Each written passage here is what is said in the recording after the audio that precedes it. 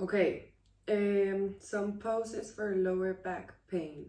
The first thing I like to do every morning after I wake up is to find a stable place for me to lie down. It can be in your bed, but I think it's better to do it on the floor because it gives you more, it's more stable than the bed. So what I like to do is to, first of all, roll up into a little ball, make some circles with my knees to give my lower back a little massage. Some things will definitely start cracking, that's normal. And then from here, I like to take, for example, first my right leg, and I will extend my left leg, and then I will take with my left arm the right knee and twist it over to the left. Ah! And my gaze toward my right. And here you can stay for a bit. Take some breaths here.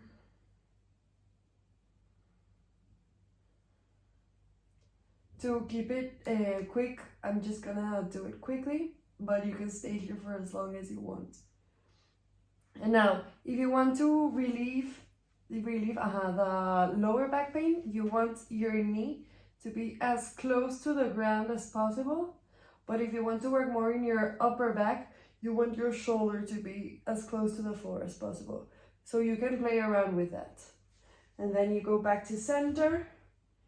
You take your left leg up and we switch sides. So now we take our right arm, we take our left knee with our right arm and twist toward the right and gaze toward the left.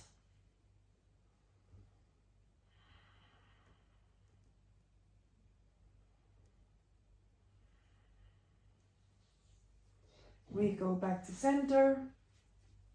We make a little ball and we can start rocking ourselves front and back just a little bit until we go all the way up. And from here we're going to go to 4 points.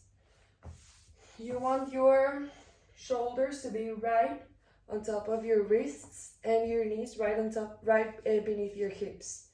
And we're going to do some asanas that are called cat and cow.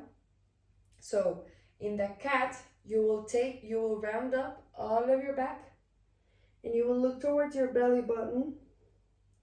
Try to round up all of your back as much as you can.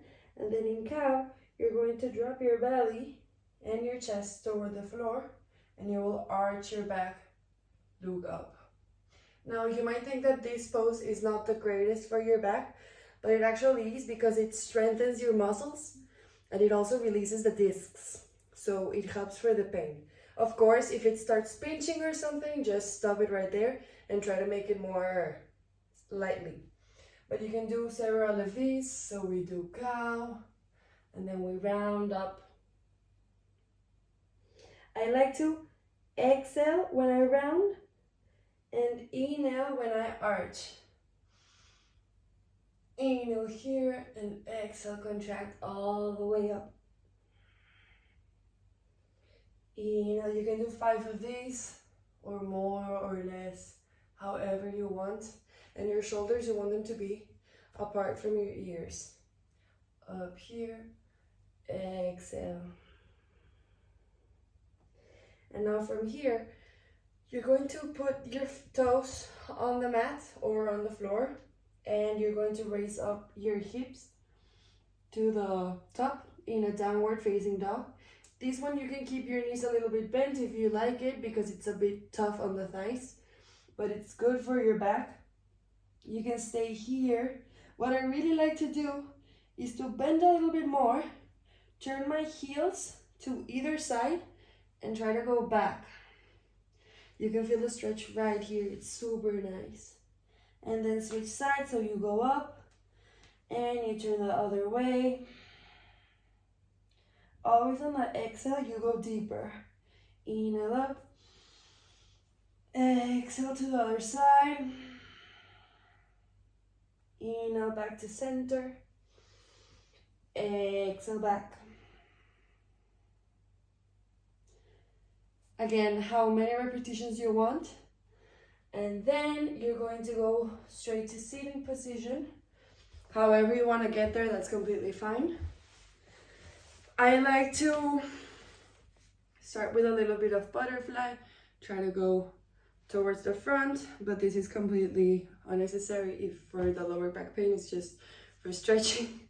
But what it is nice is you open up one of your legs and you go towards it to stretch all of your back, side back, whatever. You understand what I mean. Just here, you can take your face towards the mat, towards the front, up. I like to go to the mat because it relaxes my neck as well. You take some breaths here. And then slowly you go up. You switch sides. We inhale here. And on the exhale, we go towards our left side. And we stay here. Again, listen to your body. If it's too much for you, take it down a notch, like go a little bit up, or go as deep as you can. I'm not sure how flexible you are, but I'm sure that the flexibility will start kicking in once you do this regularly. And now from here, I got them written down. Supine twist, side bends. Okay, and now we're going to go to cobra. This posture, you might also think that it's not that is not good for your back, but it actually is, because again, you're strengthening all of your back muscles and you're also releasing the discs. So you decompress the nerves. There are two variations. The first one is you take your elbows beneath your shoulders and you look forward. Try to keep your head in a line with your spinal cord. So do not try to compress it like this, like try to go deeper. It actually hurts more and it's hurtful for your spine. So keep your shoulders down, look forward, and try to imagine sliding your arms towards the back. And this will engage your muscles, your back muscles. Super nice. Now you go back down.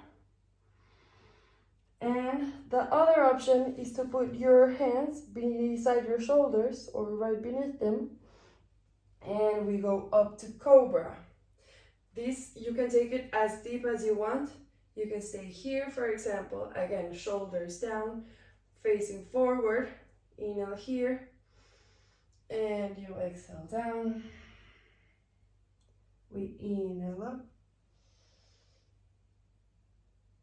Exhale down. Inhale up. Exhale down. As many repetitions as you want. I think that 5 are fine. Or you can also keep it just steady. So you can stay here and engage your core and your back. You don't want to do this. You want to keep your core super strengthened and engaged, and shoulders down as well. And your feet, you cannot see them, but they're untucked. So just relax there. Again, you can stay here. You can bend your elbows or you can bend them completely and stay in a Sphinx pose. I think this is a good way to start, to keep the back, to start it, hitting it up. And finally, from here, you place your hands under your chest or under your shoulders and you push backward. I'm going to go this way into child's pose. And you want to straighten your arms to the front of your mat, or you can also take them to the back. And in here, you can either stay here. I don't know if you can hear me. You can stay here, or you can start making like little movements with your hips towards both sides to relieve some pain. Stretch a little bit. Try to keep your head facing towards the mat. I'm doing it like this so that you can hear me out. But this is super, super nice.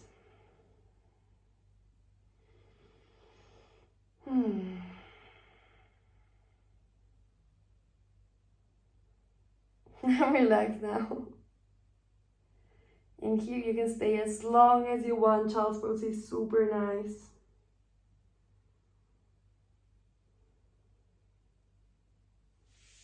And then slowly, vertebra per vertebra, you go up. And that is it for stretching.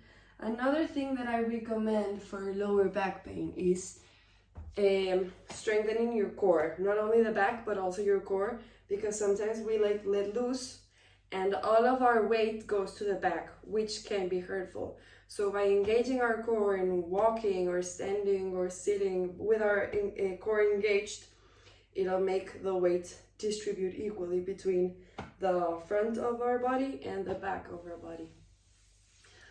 So just like ab workout, whatever you want, whatever you like, anything is good, just engaging your core. And that's it. I hope this helps. Try to do this as frequently as you can. I mean, it should be better after a week or two. Just try to keep it constant, and let me know if you need anything else.